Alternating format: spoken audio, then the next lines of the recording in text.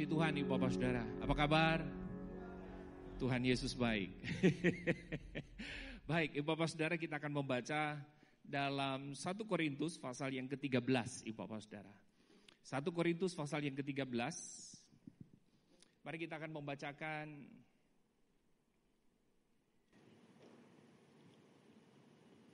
dalam kitab 1 Korintus pasal yang ke-13.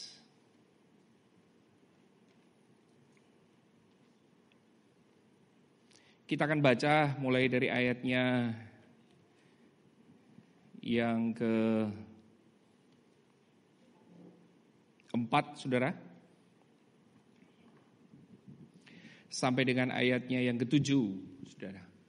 1 Korintus pasalnya yang ke-13, kita akan baca, Saudara, ayatnya yang ke-4 sampai dengan ayatnya yang ke-7, Saudara. Yang sudah menemukan katakan amin. Yang tidak membawa Alkitab dan susah untuk mencari di handphone saudara, di belakang saya sudah ada, Ibu Bapak Saudara. Luar biasa servis gereja gitu.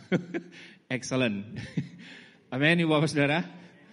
Inilah teknologi. Mari kita baca ayat-ayat ini secara berbarasan. Saya akan membacakan ayatnya yang genap, nanti Ibu Bapak Saudara membacakan ayatnya yang ganjil.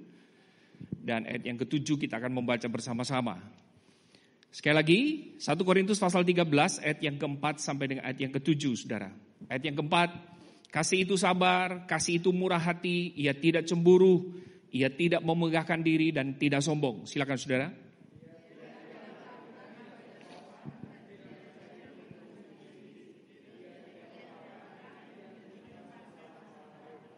Ayat yang ke-6.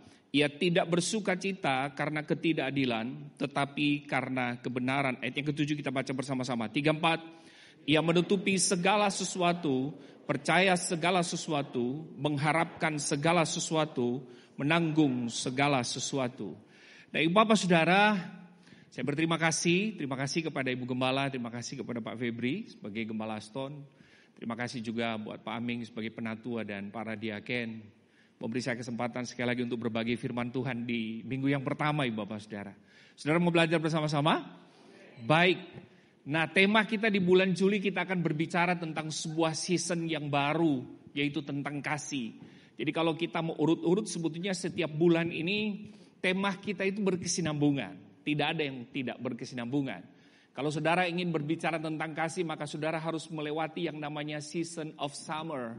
Di season of summer di situ kita banyak berbicara tentang power, dan power yang dimaksudkan di sini adalah manifestasi dari satu pribadi ilahi, di mana itu merupakan permintaan dari Tuhan Yesus kepada Bapa yang kemudian dikirimkan kepada kita yang kita kenal dengan Roh Kudus, Saudara. Dan Alkitab berkata Roh Kudus ini adalah merupakan pribadi, dia adalah ilah, dia adalah Allah, Ibu Bapak Saudara. Yang kemudian ketika dia ada dalam diri kita, dia itu tidak lagi keluar masuk seperti sifat Roh Allah dalam perjanjian lama. Tapi sifatnya adalah indwelling, menetap. Katakan sama-sama dengan saya, menetap. 3-4. Sekali lagi 3-4. Amin, Bapak Saudara. Jadi Roh Kudus yang ada dalam diri kita, ketika kita dilahirkan kembali dan ketika kita mengambil keputusan untuk bertobat, maka dia tidak pernah keluar masuk dalam diri kita. Tapi dia selalu ada dalam diri kita, Saudara. Amin. Pribadi inilah lalu kemudian yang disebut Yesus, kemanapun kamu pergi, akulah Immanuel. Secara kasat mata, secara kita lihat secara langsung Yesus sudah tidak ada. Yesus sudah naik ke sorga, sekarang sudah duduk di sebelah kanan Allah Bapa. Yang percaya katakan amin. Nah, Immanuel itu dia berikan kepada kita melalui pribadi Roh Kudus. Yang percaya katakan amin. Dahsyat gak, saudara? Luar biasa. Jadi ketika Roh Kudus itu melahirkan kita kembali dan dia menetap dalam diri kita, maka Bapak Saudara kemanapun kita pergi, dalam situasi dan kondisi seperti apapun kita, dia selalu ada bagi kita. Yang percaya katakan amin. Jadi Roh Kudus ini bukan begini, Bapak Saudara. Saudara datang kepada dia dan kemudian saudara berdoa, Roh Kudus pagi hari ini saya akan membunuh seseorang. Bisa gak kamu keluar dulu? Roh Kudus hari ini saya mau marah habis-habisan pada suami saya.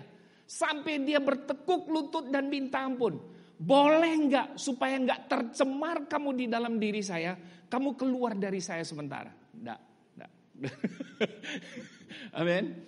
Atau saudara kemudian pada siang hari saudara masuk ke kantor, saudara tutup dan saudara berdoa. Roh Kudus, hari ini gak ada orang lihat karena saya butuh uang. Karena saya bendahara, saya mau ngambil uang. Boleh gak kamu keluar dari diri saya dulu? Tidak saudara. Apapun situasi dan kondisi kita saudara. Dalam sesuatu yang kita lewati, apakah itu baik atau tidak Bapak? Roh Kudus selalu ada dalam diri kita. Karena itu tidak mengherankan ketika kita melakukan sesuatu yang bertentangan dengan firman Allah. Selalu saya berkata, bukankah ada suara yang selalu berbicara dalam hati kita? Amin. Yang meluruskan, yang mengingatkan bahwa apa yang kita buat itu adalah keliru, Ibu Bapak Saudara. Betul gak Ibu Bapak Saudara? Itulah pribadi daripada Roh Kudus. Roh Kudus itu ketika kita berbuat sebuah kesalahan maka dia akan sedih. Amin. Dia akan berduka Bapak Saudara. Tapi dia tidak lari dari kehidupan kita. Dia akan lari dari kehidupan kita. Firman Allah berkata ketika kita menghujat dia. Amin.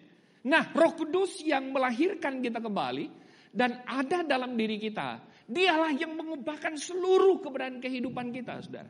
Termasuk di dalamnya adalah season yang akan kita lewati sepanjang bulan Juli. Ya percaya katakan amin. Kita tidak akan pernah memiliki kasih. Dan kita tidak akan pernah mengasihi Allah Bapak Saudara. Kalau Roh Kudus itu tidak mentransform cara berpikir kita. Kalau Roh Kudus itu tidak memberi hati kita untuk bertobat. Kalau Roh Kudus itu tidak melahirkan kita kembali. Alkitab sesungguhnya sebetulnya itu menggunakan 4 kata kasih di dalamnya. Tapi saudara, dari 4 kata kasih yang dipakai oleh Alkitab, sebetulnya ada 1 kata yang tidak pernah diketahui oleh dunia, saudara. Dan ini yang merupakan hal yang luar biasa. Yang pertama, Bapak Saudara, ada yang disebut dengan eros. Eros itu adalah kasih di mana ketika kita melihat seseorang yang berlawanan dengan kita atau istri kita, itu akan menimbulkan rasa ingin atau hawa nafsu, saudara, yang berhubungan dengan seksualitas. Eros itu penting gak? Jangan saudara berpikir terlalu rohani banget lalu kemudian saya berkata, Pak saya gak butuh eros. Ya kan? Celaka saudara kalau saudara gak butuh eros lalu saudara menikah. Saudara gak akan punya keturunan. Eros itu sebetulnya netral positif ketika berada pada orang yang dilahirkan kembali oleh Roh Kudus. Tapi kemudian ketika eros ini berada pada orang yang belum dilahirkan kembali, itulah yang sering kali kita menggunakan apa? Istilah belum menikah tapi sudah melakukan hubungan seks, saudara. Penempatan kasih eros itu sebetulnya penting dalam kehidupan kita ketika kita dilahirkan kembali. Ya percaya katakan amin. Justru karena ada kasih eros ini lalu kemudian kita memiliki keturunan, Ibu Bapak Saudara. Dunia mengetahui tentang itu. Tapi ada 1 kasih lagi yang dunia tahu, yang pada waktu Alkitab ini dicatat, itu juga orang Romawi dan orang Yunani itu mengerti betul, saudara. Disebut dengan kasih Philea. Kasih di mana saya melihat saudara adalah saudara saya. Orang paling dekat dengan kita. Yang percaya katakan amin. Filia saudara. Tapi ada 1 yang disebut dengan storge. Kasih di mana hubungan seperti kakak beradik saudara. Amin. Kakak beradik. Yang tidak dikenal dan diketahui oleh dunia adalah agape. Ini yang diinspirasikan oleh Roh Kudus saudara. Kepada para penulis Alkitab untuk berbicara tentang kasih ini Bapak Saudara. Nah karena itu ketika kita berbicara tentang kasih kepada Tuhan, perhatikan nih Bapak Saudara, itu tidak akan pernah bisa terjadi kalau kemudian kita tidak memahami tentang kasih itu Bapak Saudara. Sebab kasih kepada Tuhan selalu menggunakan sebuah istilah di luar daripada 3 istilah yang diketahui oleh dunia. Amin. Jadi yang diketahui oleh dunia tadi kan adalah kasih hawa nafsu, kasih persaudaraan, betul nggak? Kasih seperti kakak beradik, ya. Tapi kasih ini tidak menggambarkan sempurna kasih kita kepada Allah. Amin. Nah karena itu Alkitab menggunakan istilah ini untuk menyampaikan bahwa mengasihi Allah itu sebetulnya ya Bapak Saudara, itu tidak mudah menurut saya sih. Tidak mudah ya Bapak Saudara. Sebab bagaimana saya mengasihi Allah itu tidak bisa hanya diukur dengan kasih persaudaraan. Tidak bisa. Malah ada orang-orang tertentu ketika berbicara tentang kasih Tuhan hanya terjebak pada vertikalnya. Vertikal. ke atas, Ibu Bapak Saudara. Seakan-akan kasih Tuhan itu berbicara tentang apa? Membaca Alkitab. Kasih Tuhan itu banyak berdoa. Kasih Tuhan itu banyak memberi persembahan. Kasih Tuhan itu apa? Puasa. Kasih Tuhan itu mendisiplinkan supaya kita mengalami kekudusan dan kesucian. Jadi seakan-akan kasih kita kepada Tuhan itu hanya dipikirkan dan diukur secara vertikal, Ibu Bapak Saudara. Padahal kalau saudara pelajari di Alkitab, kasih Allah itu bukan hanya vertikal, saudara. Tetapi selalu kasih Allah itu sebetulnya dituntut pada diri kita terlebih dahulu. Baru kemudian vertikal, Ibu Bapak Saudara. Baru kemudian horizontal. Sesama. Sampai di sini saudara masih sadar? Haleluya. Soalnya saya kalau berkhotbah tidak ada lucu-lucunya, saudara. Serius saya. Gitu. Dari tampang mukanya saja lucu sih, tapi nggak bisa lucu. Amin, Ibu Bapak Saudara. Jadi saya tidak akan pernah bisa berkata saya mengasihi Pak Febri. Tapi kemudian ternyata Ibu Bapak Saudara, hubungan saya dengan Allah atau Allah yang tidak pernah melahirkan kehidupan saya secara rohani itu tidak terjadi, nggak bisa. Itu hanya berlaku pada kasih yang kita lihat dalam konteks dunia. Padahal yang Tuhan mau adalah kasih secara vertikal, kasih pada diri sendiri, dan kasih kepada sesama atau secara horizontal. Perhatikan Ibu Bapak Saudara. Kasih yang dibutuhkan Tuhan itu adalah agape. Yang percaya katakan amin. Saya tidak akan menjelaskan latar belakang tentang 1 Korintus. Karena saya sudah pernah menjelaskan ini. Mari kita mulai dengan slide ini, saudara. Boleh slide? Nah, kalau begitu Ibu Bapak Saudara, kasih Allah itu sebetulnya seperti apa dalam teks yang kita baca dalam 1 Korintus ini, pasal 13, mulai ayat yang ke-7 itu sampai dengan ayatnya yang 4 sampai ayat yang ke-7. Tapi perenungan kita sebetulnya mulai ayat yang pertama, itu sebetulnya sampai dengan ayatnya yang ke-11 sebetulnya. Bisa? Baik. Poin yang pertama, kalau saya berbicara tentang kasih Allah, sekali lagi Ibu Bapak Saudara, itu ternyata dimulai justru dari perjumpaan secara pribadi dengan kasih itu sendiri. Saya tidak akan mengatakan mengasihi istri saya dengan sungguh-sungguh tanpa syarat, kalau Roh Kudus itu tidak ada dalam diri saya, Ibu Bapak Saudara. Kalau pribadi yang adalah kasih itu tidak ada dalam diri saya. Kalau Roh Kudus itu tidak ada dalam diri saya, Tuhan itu tidak ada di dalam diri saya, maka bentuk kasih yang saya berikan kepada istri saya itu banyak syaratnya daripada tanpa syarat. Betul nggak Ibu Bapak Saudara? Keluarga itu semakin saudara mencari sebuah persamaan antara saudara dengan pasangan saudara, saudara semakin tidak akan pernah menemukan kasih yang sesungguhnya. Keliru ketika saudara mau berkata bahwa Pak, saya menikah dengan dia karena cocok.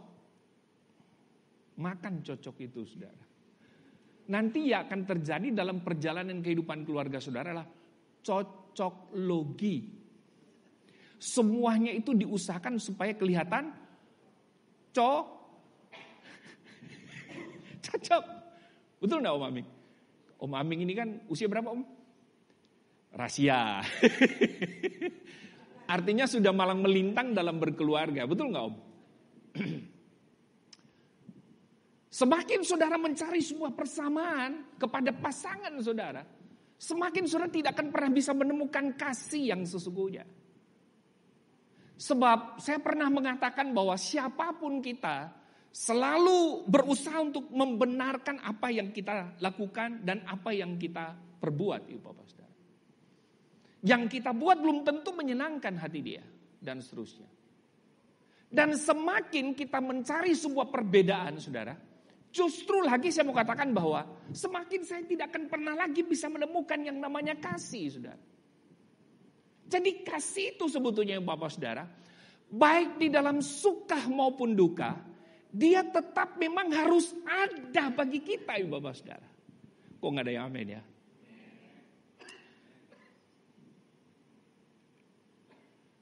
Ketika saudara mau berharap tentang cinta yang sempurna dari pasangan saudara, cinta yang penuh, full kepada pasangan saudara, maka percayalah ibu bapak saudara, semakin saudara tidak akan pernah bisa menemukannya.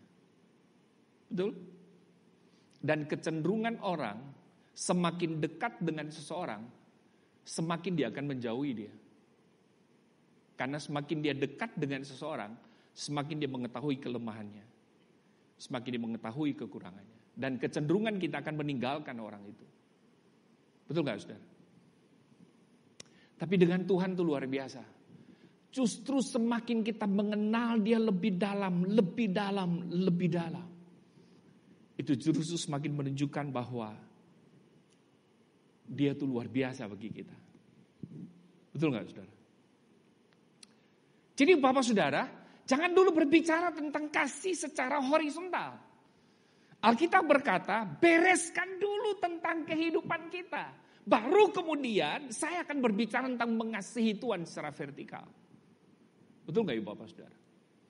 Sebab dasar ketika saya mengasihi istri, dasar ketika saya mengasihi anak, dasar ketika saya mengasihi suami, dasar ketika saya mau melayani Tuhan, itu ada pada kasih Allah, bukan pada kasih kita.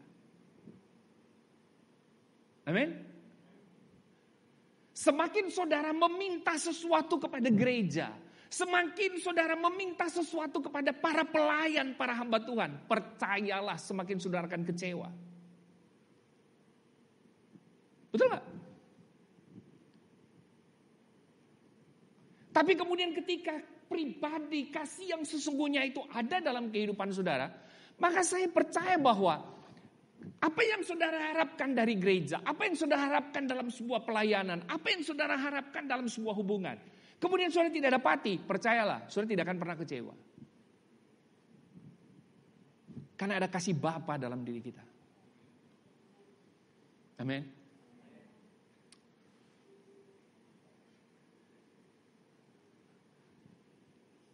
Perhatikan ayat yang ke-8 sampai ayat yang ke-10 dalam 1 Korintus pasal 13. Saudara lihat saja di belakang sini.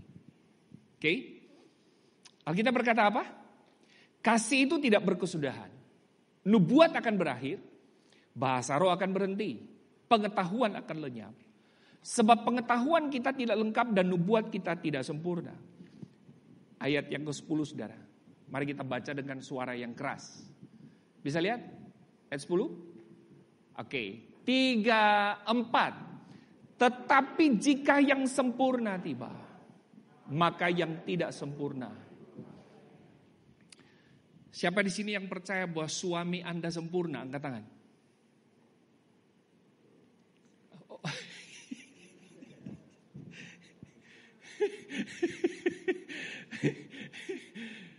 Istri-istri coba, mana istri-istri coba lihat suami saudara lalu senyum. Kok kayak terpaksa ya? Kayak terpaksa gitu. Berarti memang benar gak sempurna sih. Siapa di sini yang menganggap istri saudara sempurna? Lihat istri saudara lalu beri senyum yang terbaik. Halo Mam.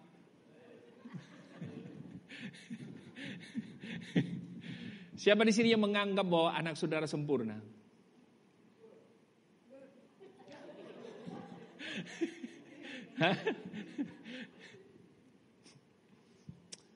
Sehebat apapun moralitas seseorang, saudara, kalau dia tidak di dalam Tuhan, percayalah, dia tidak akan memiliki kasih yang sesungguhnya.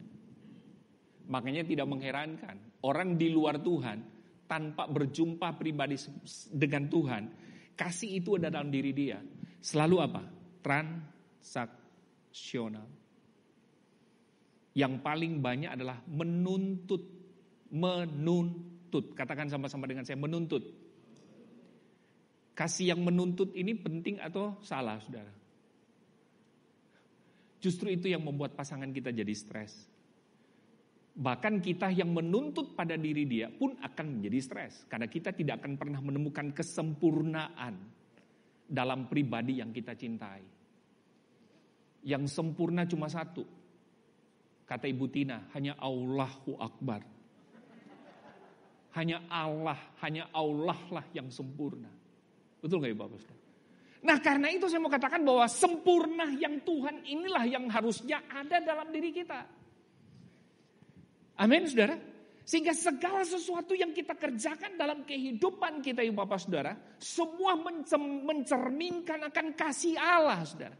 Saya tidak akan pernah bisa menuntut lebih daripada apa yang saya harapkan kepada pasangan saya. Dalam sebuah pelayanan, dalam sebuah pekerjaan Tuhan sekalipun ya Bapak Saudara. Saya pernah diundang oleh salah satu gereja. Dan kemudian hamba Tuhannya berkata, Pak, boleh gak Pak Luki khotbah persepuluhan? Kalau dia ngomong begini berarti uang kas gereja sedikit, saudara. Saya menafsir berarti yang pertama. Memang karena mungkin jemaatnya itu adalah punya uang sih. Tapi belum mengerti tentang memberi. Betul gak Ibu Bapak Saudara? Amin kan? Karena saya lihat masih ada sih dari tatapan mata saudara ini. Ada duit sih Pak. Tapi saya belum mengerti memberi. Nah karena itu mari kita khotbah tentang memberi saudara. Amin. Yang kedua saudara. Mengerti sih. Bahwa mempersembahkan kepada Tuhan itu dengan uang yang saudara punya. Itu penting. Tapi sayang. Saudara tuh meditnya luar biasa gitu. Tahu medit? Medit. Nenek moyangnya pelit.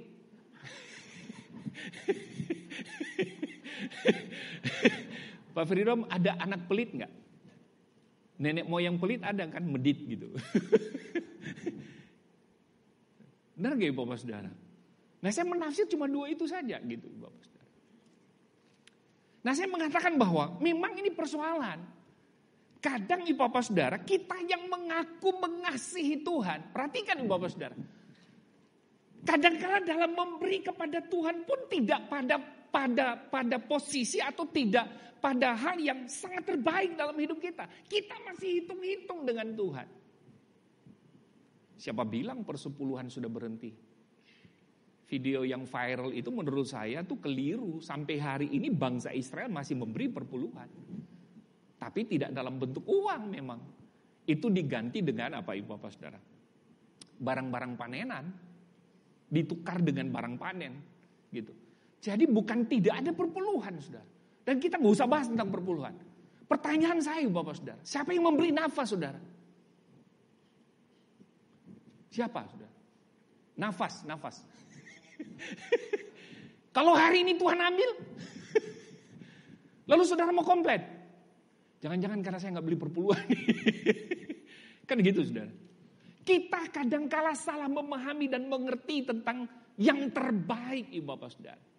Sebetulnya yang terbaik itu yang Tuhan sudah beri dalam hidup kita. Tapi kemudian anehnya adalah kita berharap dari Tuhan sesuatu yang lebih daripada apa yang sebetulnya saya miliki saudara. Tapi seringkali yang terjadi adalah kita tidak pernah membalas itu kepada Tuhan dengan yang terbaik seperti apa yang Tuhan beri dalam hidup kita. Itu keliru loh saudara. Menuntut sesuatu yang sempurna daripada Tuhan, tapi kemudian tindakan dan perilaku kita sendiri gak sesuai dengan itu. Ini yang berbahaya. Saudara. Ini yang sebetulnya Paulus menegur kepada jemaat di Korintus. Kalau saudara pulang baca pasal 12, itu luar biasa jemaat di Korintus. Mengasihi Tuhan itu penonjolannya lebih kepada spiritualitas. Lebih kepada hal rohani, saudara. Sehingga tidak ada satu jemaat yang dicatat di dalam Alkitab yang memiliki karunia-karunia yang sempurna. Seperti jemaat di Korintus. Tidak ada, cuma jemaat di Korintus. Tapi dengan roh bahasa, roh itu, dengan karunia-karunia itu, dia bangga, dia pikir dia sudah mengasihi Tuhan.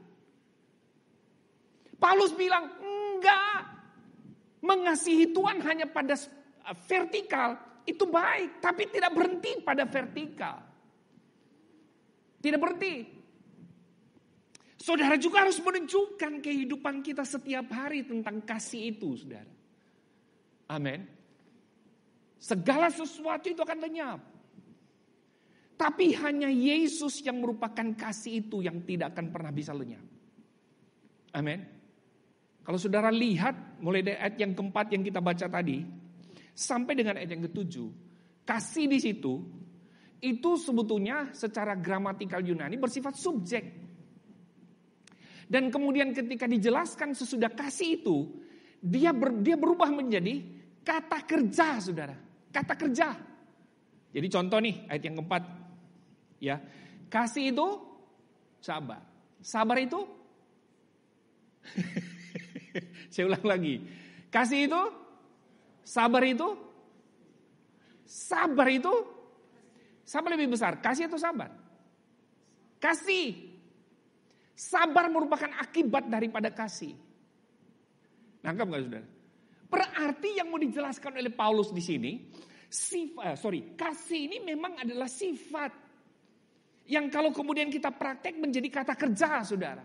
Tapi yang sesungguhnya di sini berbicara tentang satu pribadi, karena di subjek kasih itu siapa? Ya ini ayat yang ke-10. Ayat yang ke-10, saudara. Kasih itu, saudara, sempurna. Yang kalau saudara baca ayat-ayat selanjutnya dalam ayat 11 dan seterusnya itu, saudara akan menemukan, ayat yang ke-11 itu, maka saudara akan menemukan di sana bahwa seperti bayi, kata dia. Atau seperti kita, saudara, yang rindu untuk tatap muka, tapi kemudian kita tidak saling melihat dan tidak saling tatap muka, saudara. Tapi nanti ada satu kali kelak, dia akan datang kepada kita dan kita akan melihat dia lagi, Bapak Saudara. Berarti yang Paulus bicara di sini bukan hanya sekedar konsep, bukan hanya sekedar sebuah gagasan tentang kasih, tapi kasih di sini adalah pribadi itu sendiri, Yesus, Bapak Saudara. Nah, karena itu saya mau berkatakan sekali lagi bahwa ketika kita berbicara tentang mengasihi Tuhan, hati-hati. Cek diri kita. Apakah benar, saudara, kita telah berada di dalam Tuhan. Sebab kasih di dalam diri kita itu berasal daripada Tuhan. Akibat daripada kasih itu adalah ayat yang keempat dan ayat yang ke-7. Sampai ayat yang ke-7. Nangkap? Bisa ya Bapak Saudara?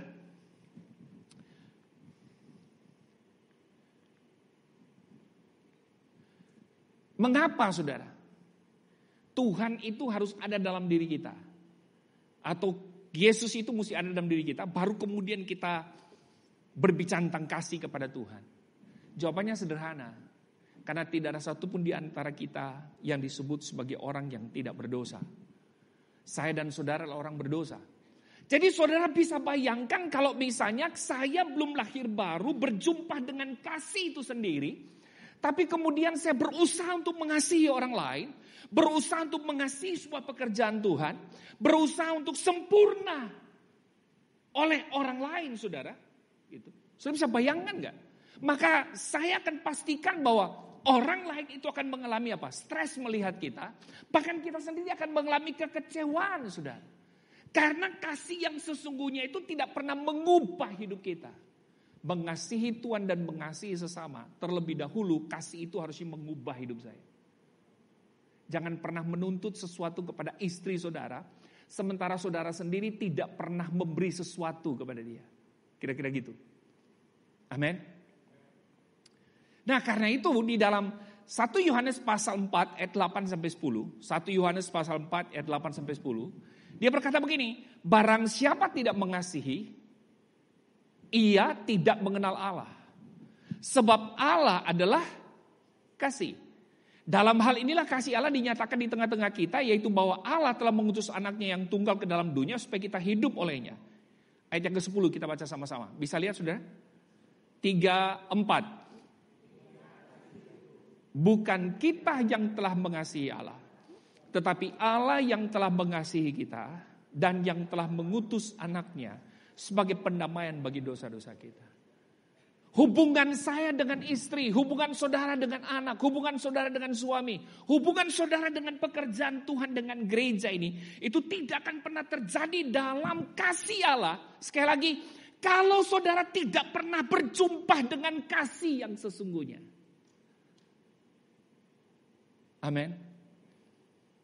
Sedikit saja ada kesalahan, saudara pasti akan menyalahkan orang lain. Saudara pasti akan mencari kesalahan orang lain.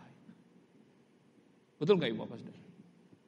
Padahal kalau saudara baca mulai ayat yang keempat itu dalam 1 Korintus pasal 13, itu kan jelas ya. Kasih itu sah, kasih itu murah, ia tidak cemburu. Ia tidak memegahkan diri, ia tidak sombong, ia tidak melakukan yang tidak sopan. Bahkan dia tidak mencari keuntungan diri sendiri. Ini yang berbahaya. Ada orang pura-pura dekat dengan kita tapi tujuannya lah untuk keuntungan dirinya. Ada kan? Bahasanya adalah memanfaatkan orang lain untuk kepentingan dirinya. Alkitab berkata bukan itu kasih. Bukan. Saudara mungkin pernah melihat ada anak yang berontak kepada saudara atau kepada orang lain, kepada orang tuanya. Itu dia tidak sopan dan seterusnya. Tapi kalau saudara mau melihat bagaimana keluarga dipulihkan, saya dan saudara dipulihkan oleh Tuhan, maka tidak ada jalan keluar. Saudara harus mengalami kasih daripada Allah itu sendiri. Amin. Bukan saya yang telah mengasihi Allah, tetapi Allah yang telah mengasihi kita. Perhatikan, Allah adalah kasih merupakan alasan kenapa dia turun ke dalam dunia untuk mencari kita, saudara. Amin. Lalu perhatikan, supaya kita hidup olehnya. Itulah tujuan kasih Allah, supaya saya dan saudara diselamatkan. Amin, saudara. Lalu kalau saudara perhatikan, dia mengutus anaknya. Berbicara apa? Pengorbanan. Saudara, apa yang saya sebut ini adalah kasih Allah. Allah sebetulnya punya alasan yang sangat luar biasa dan tidak ada satu alasan apapun dalam diri Allah untuk mengutus anaknya yang tunggal, saudara. Tidak ada selain kasih. Tidak ada alasan lain selain kasih. Yang percaya katakan amin. Jadi poin pertama ini sangat penting bagi kita, Ibu Bapak Saudara. Mengasihi Tuhan itu akan terjadi apabila, Ibu Bapak Saudara, kita mengalami perjumpaan secara pribadi dengan kasih itu. Yang percaya katakan amin. Yang kedua, Ibu Bapak Saudara, mengasihi Allah itu adalah identitas orang percaya. Saya mau tanya, apa yang membedakan saudara dengan orang yang tidak percaya? Apa? Intinya saja, paling penting, keselamatan. Betul kan? Kekristenan itu mengajarkan bahwa keselamatan itu kasih karunia, anugerah Allah. Sementara agama-agama lain mengajarkan bahwa dengan berbuat sesuatu, dengan taat yang harus sempurna pada aturan dan permintaan-permintaan agamawi, maka saudara bisa dapat berjumpa dengan Allah. Ayat tadi mengatakan apa? Bukan saya yang mengasihi Allah, tapi justru Allah lah yang mengasihi kita. Amin. Jadi keselamatan yang Tuhan beri dalam hidup kita itu menunjukkan kasih Tuhan yang tak terbatas. Amin. Saya mengubah cara berpikir saudara tentang mengasihi dulu, Ibu Bapak Saudara. Yang percaya katakan amin. Jadi mengasihi Tuhan itu sekali lagi tidak mudah menurut saya. Karena kadangkala yang terjadi dalam realitas ketika saya mengatakan mengasihi Tuhan, ukuran kita hanya pada spiritualitas saja. Pada hubungan kita dengan Tuhan, Ibu Bapak Saudara. Tapi kita kurang melihat bagaimana hubungan horizontal kita dengan orang lain. Dan kemudian kita jarang mengkoreksi diri kita sendiri tentang kasih itu, Ibu Bapak Saudara. Katanya anak Tuhan. Tapi melayani masih ada tuntutan-tuntutan yang sifatnya transaksional. Memberi pun kadangkala ketika kita memberi masih ada tuntutan transaksional. Betul nggak? Pakai ayat lagi, Maliaki 3 ayat 10. Ada kan? Nanti kalau ada waktu saya akan bongkar Maliaki 3 ayat 10, saudara. Esensinya bukan transaksional. Esensi Maliaki 3 ayat 10 itu bukan transaksional. Tuhan cuma mau berkata sederhana, kalau engkau mengasihi aku, maka kamu akan memberi. Amin. Soal kemudian reward itu nomor 2. Nah kalau misalnya kasih yang kita pahami seperti itu, maka celakalah kita, Ibu Bapak Saudara, ketika Yesus memiliki pemahaman yang sama seperti kita. Kasih Kristus adalah kasih yang tak terbatas, kasih yang tidak menuntut apapun dalam diri kita, Ibu Bapak Saudara. Tidak, saudara. Saya sudah jelaskan dalam Mazmur pasal 89 ya. Saudara ikut doa fajar sudah tahu ya, Mazmur 89 tentang Etan. Ketika Tuhan membuat perjanjian dan mengasihi Daud, itu bukan karena Daud. Atau kemudian ada pertimbangan dari orang lain memberi masukan kepada Daud untuk mengasihi dan membuat perjanjian dengan Daud. Tidak. Kata hesed di situ, kata covenant di situ, itu bukan promise yang dipakai. Covenant. Covenant itu adalah sepihak. Tuhan yang membuat perjanjian dan kasih itu sepihak. Mengikat pada dirinya sendiri, Bapak Saudara. Itulah kasih karunia. Hebat gak Tuhan kita? Hebat. Kalau kita menyadari bahwa kasih Tuhan sempurna dalam hidup kita, kenapa kita perlu hitung-hitung dengan Tuhan? Betul? Seorang anak muda yang sangat kaya ketemu dengan Yesus dan tanya gini, Yesus, bagaimana saya supaya selamat? Yesus mengatakan apa? Lakukanlah hukum Taurat. Apa orang ini jawab? Sejak dari kecil. Perhatikan kata kecil, berarti dia masih kanak. Dia sudah melakukan hukum Taurat. Menurut saudara sempurna gak orang ini? Sempurna. Melakukan Taurat, tuntutan agama sempurna. Punya kekayaan? Kaya. Kalau saya ketemu dengan orang ini dan dia mungkin anak perempuan, saya akan katakan gini, mau gak kamu menikah dengan anak saya? Benar gak saudara? Sudah kaya, betul gak saudara? Mengasihi Tuhan kelihatannya, betul? Mengasihi Tuhan kelihatannya kan? Betul ya? Karena seluruh hukum Taurat dari A sampai Z dia lakukan gak? Dia lakukan. Apakah Tuhan Yesus kaget? Luar biasa. Tidak. Malah Tuhan bilang begini. Kamu jual semua apa yang kamu miliki. Lalu ikutlah aku. Ayat selanjutnya berkata apa? Maka anak muda ini berbalik arah dengan hati yang sangat sedih. Karena, baca kalimat terakhir. Karena hartanya, seberapa besar harta yang kita miliki, itu akan menunjukkan, saudara, kepribadian dan keyakinan kita sebetulnya. Nah itu, saudara. Dia berpikir bahwa Yesus ini bukan Allah. Yesus ini bukan Tuhan. Dia berpikir bahwa apa yang dia miliki itu adalah milik dia. Dia adalah pemilik dari segala sesuatu yang melekat pada dirinya. Waktu saya khotbah kemarin di Yakobus, kita bukan pemilik. Tapi kita inilah pengelola. Amin. Saya bukan pemilik. Saya hanyalah pengelola yang dipercayakan Tuhan untuk mengelola seluruh harta yang Tuhan beri dalam hidup kita. Tujuannya apa? Supaya saya bisa menjadi berkat bagi orang lain. Amin, Ibu Bapak Saudara. Yang kedua, Ibu Bapak Saudara. Kasih itu, mengasihi Allah itu identitas orang percaya. Kalau saya berbicara identitas, ini bicara tentang kuantitatif atau kualitas. Saya ulang lagi. Ini kurang connect ya. Sebentar lagi saya sudah selesai. Kalau mengasihi Allah itu merupakan identitas saya dan saudara, ini berbicara tentang jumlah seberapa banyak saya memberi, atau berbicara tentang diri kita sendiri yang sesungguhnya, kualitas. Kualitas. Bukan seberapa banyak saudara datang ke gereja untuk beribadah, bukan. Bukan seberapa banyak persembahan yang saudara beri kepada Tuhan. Bukan. Kasih kepada Allah yang merupakan identitas itu tidak bisa diukur dengan apa, Ibu Bapak Saudara. Hal-hal yang kelihatannya rohani yang saudara lakukan. Bukan. Tapi yang Tuhan mau adalah perubahan hidup.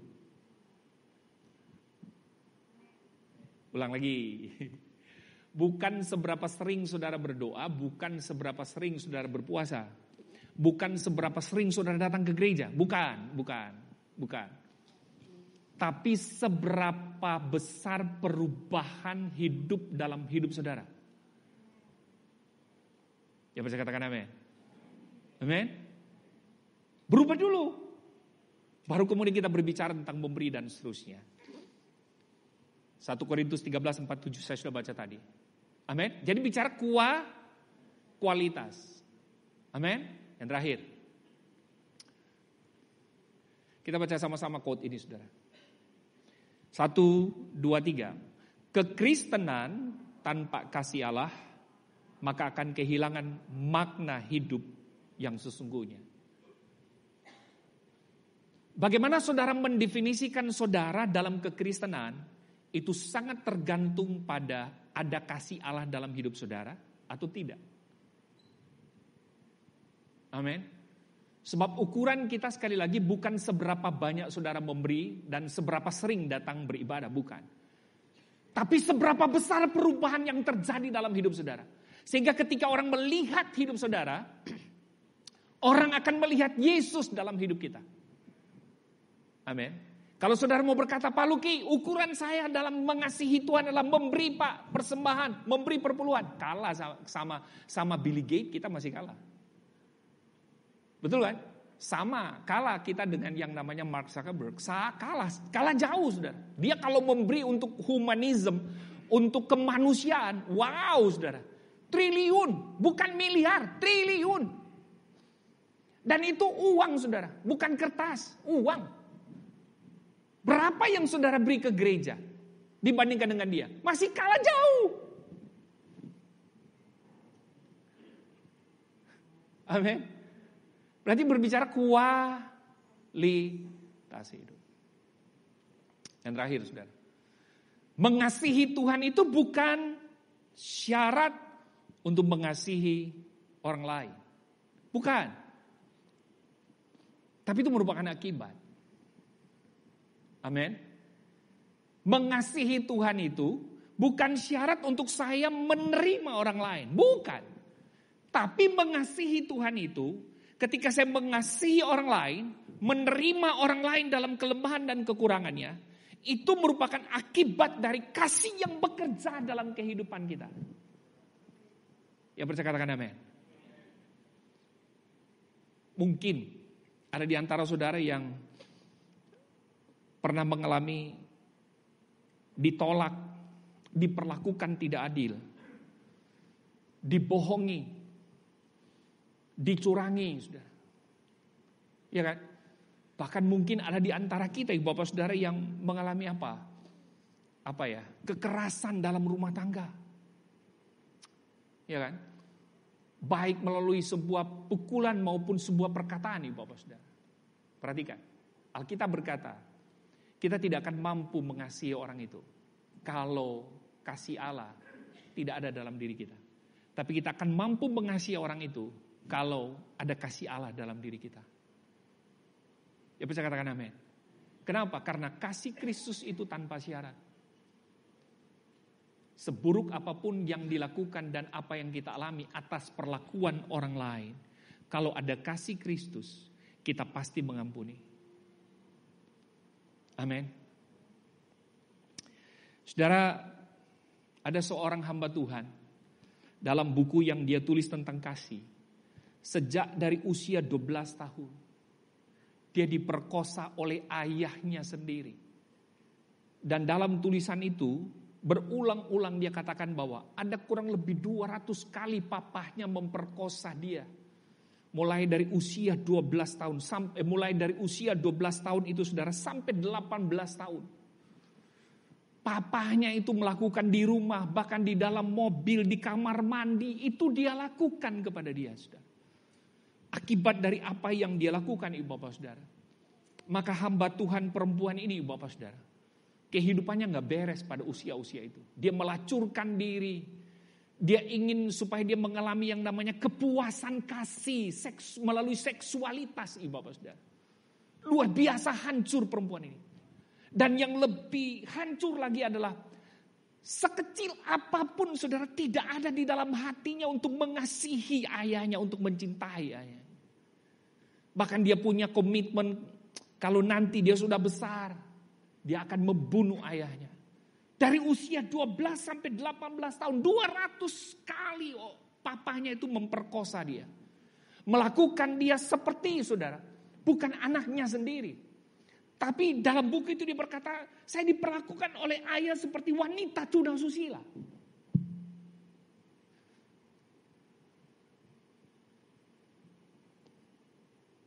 Ketika dia bertumbuh dan menikah dengan seorang pria yang pertama, hancurnya luar biasa. Keluarganya juga tidak beres, Bapak Saudara. Karena dua-dua tidak di dalam Tuhan. Hidup dalam kemarahan, hidup dalam kepahitan. Sampai kemudian ketika dia bercerai dengan suami pertama, dia berjumpa dengan Yesus yang adalah kasih itu. Amin. Ketika dia berjumpa dengan Yesus, Tuhan mengatakan bahwa kamu akan menjadi hambaku. Kamu akan menjadi pelayanku. Tapi bereskan hubungan kamu dengan papa kamu. Saudara, apa yang Tuhan ngomong kepada dia selain daripada pemberesan dia dengan bapaknya, dia bisa lakukan, saudara. Tapi yang satu ini dia katakan kepada Tuhan, tidak Tuhan. Tapi dia dekat terus dengan Tuhan. Dia dekat terus dengan Tuhan. Dia berdoa, Tuhan beri aku kekuatan. Roh Kudus tuntun. Sampai satu ketika ya Bapak Saudara. Ketika dia sedang menyetir mobil. Pada waktu itu sedang merayakan tentang hari kasih sayang. Valentine. Tiba-tiba Roh Kudus berkata, belok kiri. Pergi kamu ke rumah Papa. Saudara, di tengah-tengah perjalanan dia belok kiri. Dan sedang menuju ke rumah papanya itu. Sambil meneteskan air mata, saudara. Bukan karena kasih, bukan, saudara. Tapi sebetulnya adalah dia dipaksa sedemikian oleh Roh Kudus untuk melakukan itu, Bapak Saudara. Karena dia berkata bahwa ini gak adil Tuhan, saya ini korban. Seharusnya papa saya itu yang kamu ambil nyawanya. Saudara, dia mengendarai. Akhirnya ya Bapak Saudara, dia mendengar satu lagu yang mengatakan begini.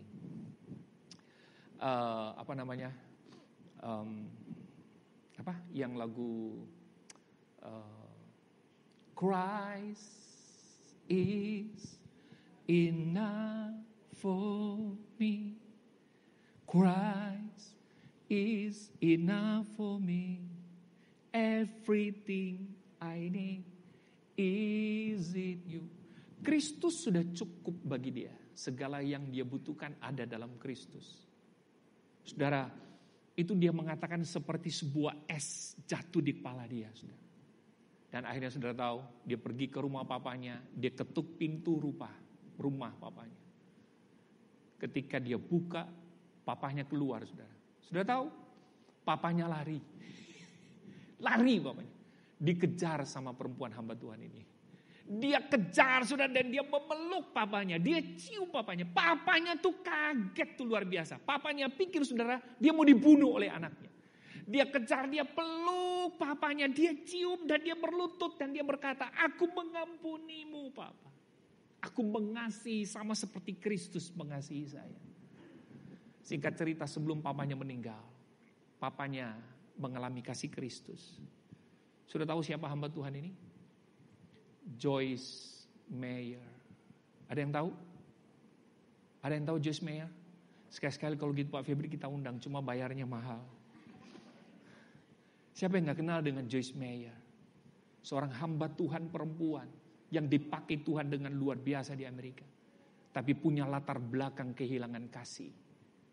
Tapi dia dimampukan Roh Kudus untuk mengasihi. Kenapa? Karena dia berjumpa dengan kasih itu yang sesungguhnya. Yang percaya katakan amin. Saudara, saya tutup dengan satu simulasi ya. Bisa bantu saya? Rudy, boleh Ruth? Mari pemain musik yang lain boleh. Ruth, boleh sini Ruth, bantu saya Ruth. Saya senang dengan Rudy, Bapak Saudara. Selain dia tampan. Duduk sini. Saudara, tempat di mana Rudy duduk itu adalah dosa. Karena itu, apapun yang dilakukan oleh Rudy, semua mencerminkan tempat duduk ini. Mari pemain musik datang ke sini. Kalian gak jadi simulator. Cuma satu yang ngambil. Sudah perhatikan saudara? Tempat yang dia duduk ini saya sebut dosa. Sehingga semua yang dilakukan oleh Rudy itu adalah mencerminkan tempat duduk ini. Tempat duduk inilah drive buat dia. Driver buat dia. Betul gak saudara? Roma pasal 7 berkata, Paulus ingin melakukan sesuatu yang baik. Tapi justru yang keluar adalah yang tidak baik. Kenapa? Karena dosa ini saudara. Jadi apa yang ada dalam benak pikiran Rudy yang di sini? Saudara, mungkin dia mengasihi istri saudara. Tapi ketika dia berpaling ke kiri, sek. ada Madonna, saudara. Apa yang kamu lihat? Sudah tahu? Tiba-tiba istrinya hilang dari sini, yang ada hanyalah Madonna. Ketika dia berbalik ke kanan, ceklek, dia lihat Tom Cruise.